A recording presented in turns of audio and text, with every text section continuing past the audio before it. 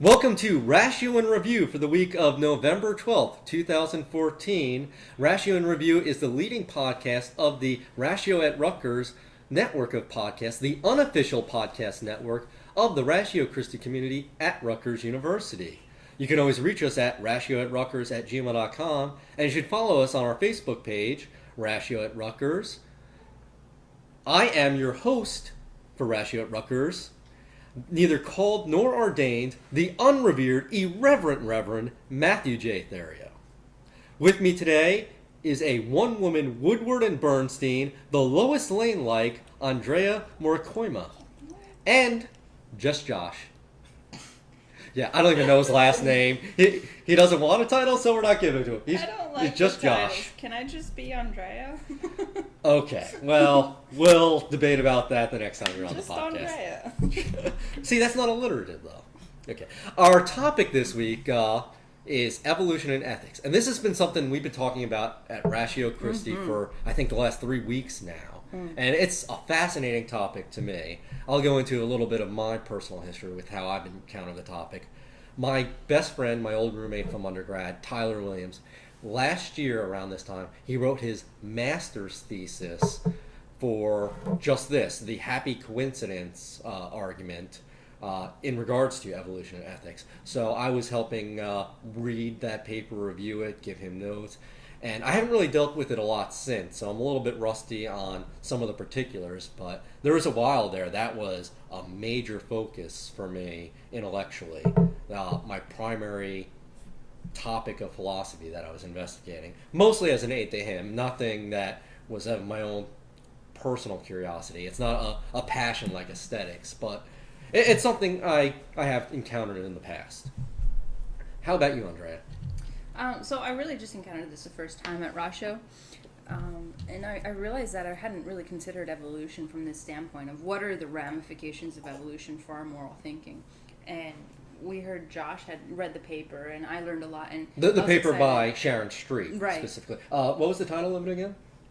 Darwin's Dilemma by Sharon Street. Okay, I think it has a longer title or something. I don't know. excellent. And, okay, go on. So I think essentially what she was positing is that natural selection cannot coexist with moral realism. They're logically inconsistent with each other. And so we were talking about that, and we started to discuss it more and more. And I think, before we even turned on the podcast, we were just having a conversation about it. And Josh, you're kind of explaining the crux of it, I love it when we take a complicated concept and say, all right, let's explain it as though we're five. And we just really get to the basic, the heart of, what is she saying? What is her basic argument? So you were kind of explaining that to us. Yeah, so basically her problem is with two propositions held together in conjunction that make that together seem very implausible, which is realism about any kind of values and Moral realism, as it's called. yeah, but this extends to all kinds of realism about all sorts of values alongside naturalistic Darwinism, I think. And And to my understanding, the problem is that what natural selection tracks for, adaptability, survivability, the progenation of the species, are not really relevant to truth claims of moral realism, specifically that there is objective morality, that we humans know at least in part, that some of our moral intuitions are the same as moral facts, that we believe murder to be wrong because it really is wrong. However, the problem is that we can explain where these beliefs, such as murder is wrong, developed using purely naturalistic explanations according to Darwinian selection. Yeah, well, what she's saying is basically, because we have language, we can ascribe evaluative judgment to things. And so this is something I didn't know before I encountered Sharon. So Googled it and found there's three kinds of judgments, right? And so there's the analytic judgment, which is basically relationships between concepts. It's a logical kind of a judgment. And then there's synthetic judgments. And those are descriptive, simply empirical, numbers, size, amount. It's simply a natural view of the world. Right. And then there's evaluative judgments, which is something beyond the mere description. It's beyond just the mere logical, but we're looking at the ramifications of that logical conclusion to morality, to ethics, to philosophy. So an evaluative Things judgment... like quality. Right, exactly. So an evaluative judgment is almost seen as the highest strata of what a human can access in terms of the metaphysical.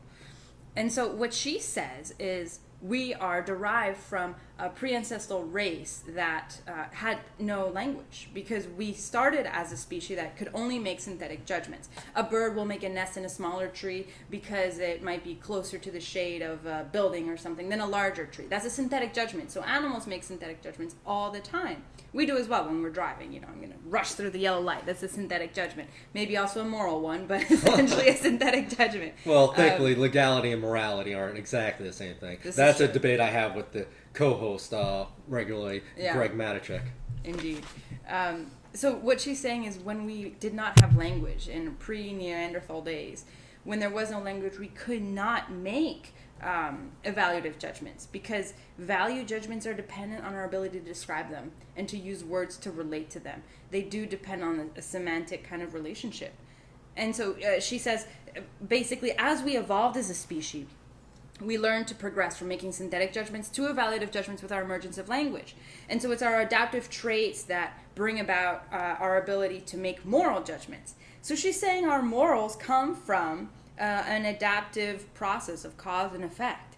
And so our moral norms today come from adaptive qualities. Right. This would be a consistent naturalist view. That's an important distinction, our moral norms, because we wouldn't claim that the moral norms that people demonstrate, that they articulate, that they claim to follow, the various ethical systems, are one and the same as objective morality. Just because someone says, this is what I believe to be right, isn't the same as this is what truly is right. Right. It's a matter of epistemology versus ontology. Exactly. And that's where her problem is, where she says this is an issue because our morals, what we consider to be moral norms are not what we actually do.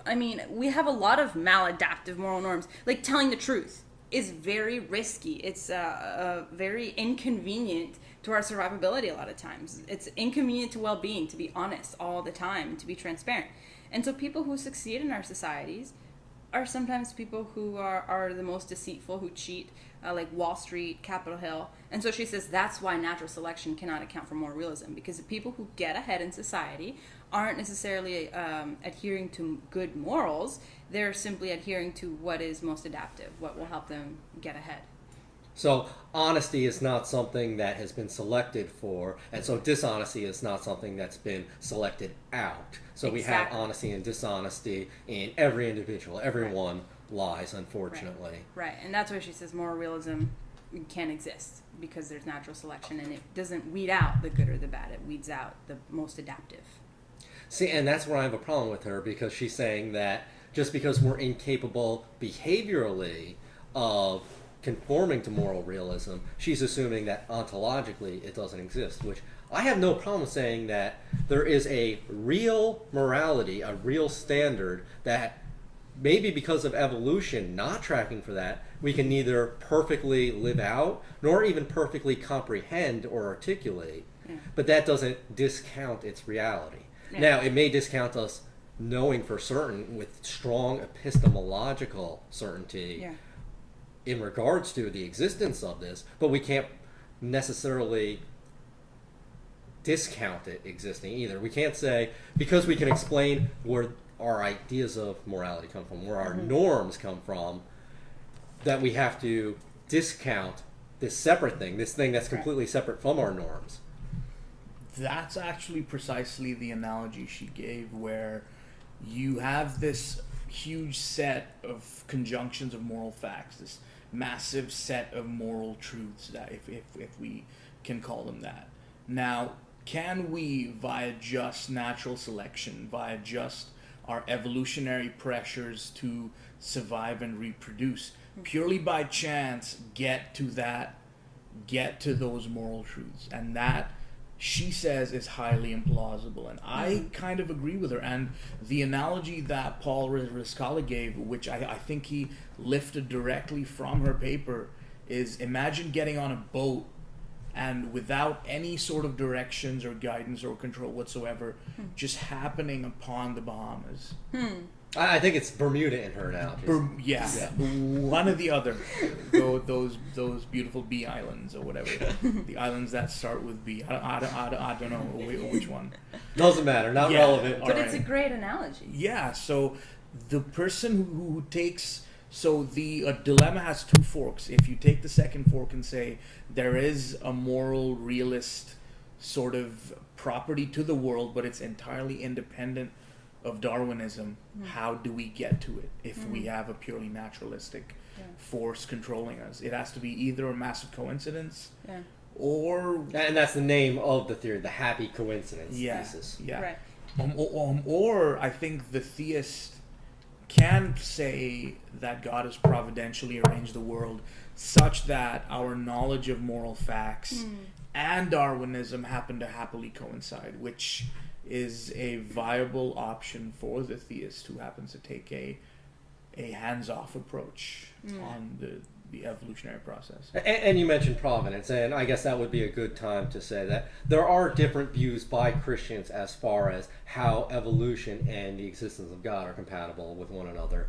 I personally don't subscribe to what I call either intelligent design or theistic evolution. I believe in just natural Darwinian evolution, that God at no point specifically intervened in a supernatural, miraculous way, either at the point of abiogenesis or at the point of humans developing rationality. I believe we could look to science, look to evolution to explain all of these things. But some Christians will say, well, no, we believe in intelligent design and there's irreducible complexity, and we can look at that, and just like a worksman or an artist, we can tell this is something that was created by someone intelligent. Right. There's evidence for intelligence in the creation of these things. Yeah, go ahead.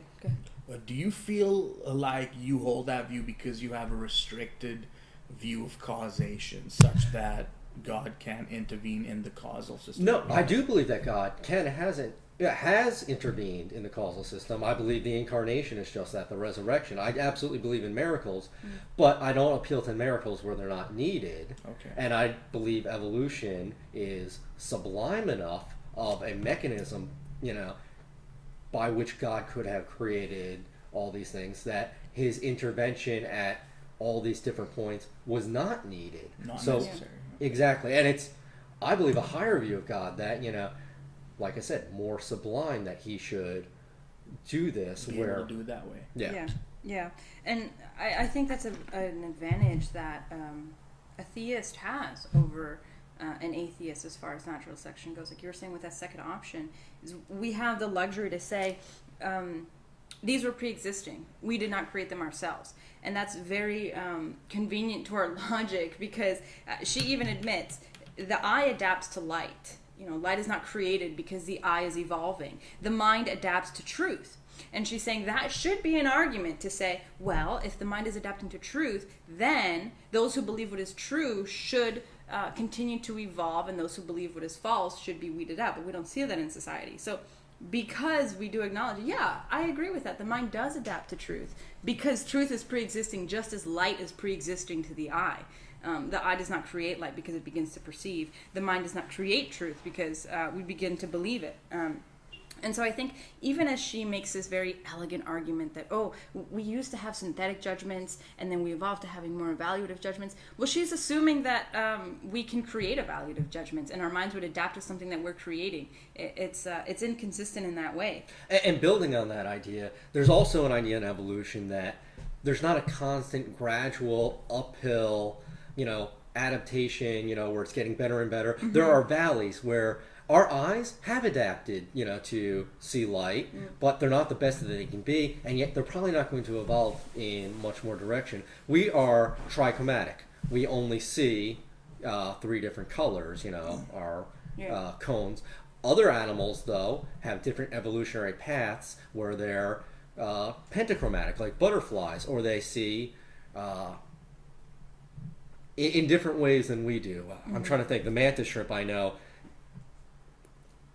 Sees holograms. No, not holograms. Not inverted light. There's a specific word for it. I can't recall it right now. But other animals have better eyes than us. But it's not that their eyes are just further along the evolutionary line. It's just divergent paths. And our eyes, they work for us. They're good enough. So we're not really weeding out, the problems with our eyes and evolving further. Right. So it might be that our minds, our brains, have evolved to reason well enough that we're not necessarily weeding out. But see, even that, I remember Isaac one time, he mentioned evolution as an adaptive process can make us believe things that are false and still survive. For instance, I could believe there's a huge monster that's going to kill me, so I work out every day so that I can destroy him and I become the strongest woman in the world. That is a false belief that makes me stronger, more fit, more likely to survive. So true belief doesn't necessarily create an arena for surviving. You can believe something that's false and still, supersede the evolutionary process. So even that argument doesn't really hold. True. I mean, I'm not trying to slam dunk her. I think it's inconsistent. I don't know what you guys think. It just happened without you even planning it. That's it. Story's over. No, but you're definitely right. But I think there's something that we have to watch out for, which is I think people can always appeal to what some philosophers call just so stories. What does that mean? We make up evolutionary narratives to try and explain the properties we have, and we try and rationalize backwards and saying we happen to do it this way because that's how society survives. My issue with that is we don't know precisely how confident we can be about that judgment, because we're not testing it. If we are testing it, we're testing parts of the scenario in labs in really controlled situations. So it seems like people can come up with these just so stories which say, "Oh, you have to be true to survive in a society over the long term, or to develop trust." Or people can make honesty creates community, and community as more survivability than individuality, stuff like that. Right. Whereas evolution, yes, it broadly defines us. A lot of the worst traits will be selected out, but there are things that evolution might overlook that are kind of irrelevant to it. There are... I didn't know that you believed in evolution. Yes. Oh, okay. I said that earlier on this podcast. Oh. Well, I thought you were just doing it for argument's sake. No. No, continue. We actually are going to have this debate next week. On creationism versus evolution. That's more of an internal debate in Christianity. Yeah, it is. But I absolutely believe in evolution. Like what I was saying before is my position. Okay. So then how do you account for moral realism? How do I account for our knowledge of moral realism? Yes. I think it is imperfect, actually. Okay. I don't think we have strong epistemological knowledge. I hope that one day we do, though. In the same way that we have mathematical proofs in regards to mathematics, geometry, all that. In philosophy and specifically ethics, we don't have any proofs. We have a bunch of ideas, but we can argue about them, and we can't say, well, we know this is the right one. I really hope one day a very smart philosopher will come and say, this is the reason why this is true, this is the proof for it, and everyone has to look at that and say, yeah, okay. And we're not there yet, I admit that. And maybe we'll never get there, because maybe there is no there to get to. I don't know. It's the problem of epistemology and skepticism. Real knowledge, justified true belief, is very hard to achieve. I really hope my belief in moral realism, in objective morality, is true, but I have difficulty justifying that, and I'll freely admit that. Do you feel like some of that skepticism can be resolved by maybe appealing to theological data, where, for example, we might look at some sort of narrative in the Old Testament, for example, and say, okay, we can trust that even though we don't know for sure what's morally right and wrong. We can look at that piece of data and say we can trust that data. Do you feel like that sort of scenario can reduce your skepticism? No, because that data is exactly the thing that we need to test to see if it's true or not. And this is kind of getting into, I wasn't there at Ratio Christi this week, but I had something really important to say on the subject of faith and science. That was the debate, right? Yeah. So science I see as a set of tools, like a compass or a sextant, or things that will help you know the direction in which you're going, how to get somewhere. Whereas I see faith as a series of like photographs of places. Like once you arrive at that place, you can recognize it because you've seen it before. But it's the difference between science is a set of tools. It's a methodology. Faith is a set of facts, a set of not necessarily true facts, because different faiths, different religion have different statements. It's propositional. It's saying, well, this is what we believe, and there are no statements that are making in a subject of itself. But faith is the exact opposite of facts. It's the evidence of things not seen, the evidence of things hoped for, the substance of things hoped for. Other way around. Okay, let me continue and maybe I can explain a little bit better. It's making propositional statements on a number of different topics, such as philosophy, metaphysics, ethics, history.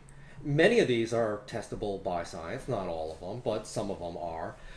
The one thing I would say all religions have in common is they're making a proposition about the first cause, the self-extant being. You know, even atheism is making a proposition about that. But science and faith are not at odds. Every scientist has faith that what he believed 10 minutes ago when he saw the experiment occur is still true now, and he bases his logical process on that. He has faith in induction. He has faith in deduction. We're using a different definition of faith. You're using the definition of faith as in trust. I'm using the definition of faith as in a religion, a worldview. Oh, okay, because that's an important distinction, because every human being that relies on induction has faith. Right, yeah, and obviously. I think, too, we were talking on Monday night how the main issue isn't faith and science. It's really naturalism and theism. That's what the real issue is. Because there's scientists on every side of the religious spectrum. You know, every religion has scientists, but the issue is naturalism versus theism, nothing beyond the material. And that's more balanced because those are both worldviews. Those are both faiths. They're both a set of propositions in interrelating subjects, such as, you know, the history of humanity, history of the universe, such as metaphysics, such as ethics, and they all have consequences to one another. But science in and of itself is not a faith. It's not a set of propositions. Science makes no propositions. It's just a methodology to find out information. It's empiricism. It's looking at one aspect of the world and saying, how can we know about the physical world? Right, but it's using metaphysical ideas to know it. We're using laws that existed before time began in order to understand the physical world. So even though naturalists would say, well, I don't believe in anything beyond the physical, they're using metaphysical ideas to explain that. They're relying on logic. They're relying on rhetoric. They're relying on an understanding of the past, even if it's 10 minutes ago past, in order to access the material world. So even scientists themselves are borrowing from the philosophies that a lot of Christians are saying are inherent to God, even if they dismiss God himself. That's actually really true, because I remember hearing a beautiful analogy for what a naturalistic world tries to do in the absence of the set of explanations that theism provides, because theism explains so much in terms of where to ground moral values, equality of persons, and what happens after you die, explaining free will and consciousness and all these sorts of things. And in a lot of ways, the naturalist picture, if we take naturalism seriously, which I argue a lot of naturalists don't, if they take it completely seriously, what we are is a lot closer to inanimate objects, a lot closer to, for example, a set of processes, a set of physical events that we cannot ascribe any sort of additional any additional value or more, any additional meaning or power to that goes beyond this set of naturalistic explanations. Yeah. You're right, and that should be the logical conclusion. I've actually met atheists that will freely admit that and say, yes, I understand that's the implications of my worldview, and that is exactly what I am arguing. I'd love to meet more atheists like that. I might meet some, not even atheists, but like naturalists who claim to be naturalists, but they somehow want to preserve some kind of morality. Yeah. They want to preserve some kind of free will. They want to preserve some kind of trust in their rational faculties. And I'm naturalism doesn't afford you those kind of naturalism can't afford you that. It doesn't. My problem with what you're saying, though, is you're almost kind of presuming things like free will and all the other things that you're saying as facts, making a priori assumptions that, and saying theism explains their existence. I guess I'm a little bit more of a skeptic, saying, okay, let's not even presume these. These have to be a posteriori conclusions that we come through the evidence. You're and perfectly right. I do think theism is true. I do think that a lot of these other propositions are true, but I don't want to assume them true and look for a worldview that explains them. Yeah, and that's part of what I think, what's her name? Sharon Street? Yeah. Her happy coincidence is very problematic because she's basically saying this very complex argument that I've come up with, this I'm saying as though we're speaking about Miss Street, I don't have them. But it would have to be a happy coincidence because she doesn't have the free will faculties to logically depend on rational belief. Because the whole concept of rational belief, it depends on free will, that I'm going to choose to take this path of logical choices to believe this. Otherwise, it would all be a determined happy coincidence. Well, the whole determinism, that's a whole nother topic for a whole nother week. Yeah, indeed. Yeah, just to be clear, I don't mean to assume that theism explains everything as an axiom. I don't believe it's appropriate or justified to axiomatically just go that far and say, theism de facto is the explanation. I do think we have to argue for it, and I think there are successful arguments for it. No, that's not what I was saying. I was saying we can't assume even things like the equality of persons and then see what's the best explanation for that, naturalism or theism. I'm saying we have to question things like the equality of persons itself. Yeah. I'm a little bit more Cartesian in that way. I want to take everything away and say, okay, what can we know for certain, and then build from there. Start from the ground up, so to speak. Exactly. Cool. Okay. Do you guys have any closing thoughts? I've said most of what was rattling around in my brain these last few weeks in regard to the specific topic of ethics and evolution. Yeah, there's so much that I still want to learn and understand about this because I'm just scratching the surface. I just started learning about this a couple weeks ago, so I hope that this podcast kind of serves to pique interest as opposed to serve as declarative answers, because I don't have any of those definitive answers, but just to really get the gears going, get to really start running the thinking juices in our brains. And I hope this is not our last podcast on this topic. Like I said, my best friend in the world is somewhat of an expert on this. Wrote a master's thesis on this very subject. I'd love to have him Skype in or even come up. And so don't be surprised, listeners, if we revisit this topic in the future. Hopefully the near future even. With better experts. So have a great week.